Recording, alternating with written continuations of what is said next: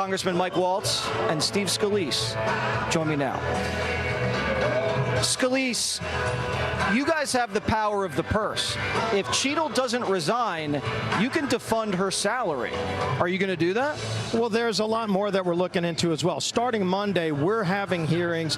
The Oversight Committee, Chairman Comer is going to be having a hearing with the Secret Service. Whether she shows up or not, we're having that hearing to demand answers. There's other committees like Homeland Security, Chairman Green's digging into these same things. She is now one of the new faces, unfortunately not the only one, of the failures of the Biden administration. There are too many. The incompetence. She's so concerned about DEI and woke causes that she has failed in her primary mission, and that is to protect the president and former presidents of the United States. She needs to go. Whether she'll resign or not, she works for us, the taxpayers, at the request of the president of the United States. He ought to demand her resignation and fire her on the spot. Well, they're going to fire Joe Biden. He might actually go out before Cheadle. We'll find out, but you should strip her salary away, make her dip into her savings to go grocery shopping. It's totally unacceptable what she's done. Completely.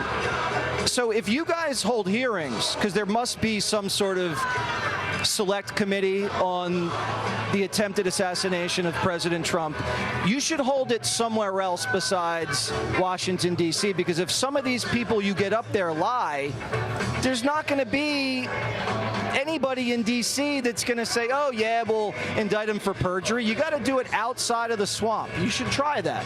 Well, and believe me, the statute of limitations will not expire by the time Donald Trump is president of the United States. They're going to have to deal with that. That's right. Yeah, no, great point. The other thing is, I mean, I just talked to one of the agents a few hours ago. I talked to some Sunday. The agents are pissed. They're frustrated.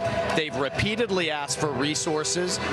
Donald Trump isn't your normal average former president. He's not Jimmy Carter sitting in the old folks' home.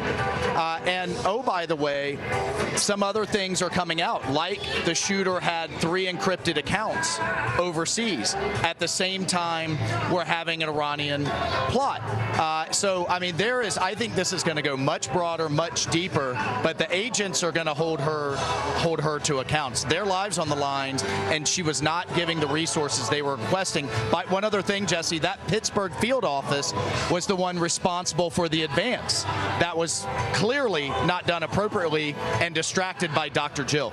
And the Pittsburgh field office was also responsible for covering up that bribery Ukraine tip that came in as well. Are you saying that you're getting information that says there's encrypted communications between crooks and foreign sources? No, what we know, and this was on the briefing we just received, he had 3 encrypted overseas accounts the FBI is trying to get into. What do you mean by overseas accounts? Well, we know that they were based in servers overseas, and so you've got to work over there with the FBI liaisons overseas to start getting into them through their authorities.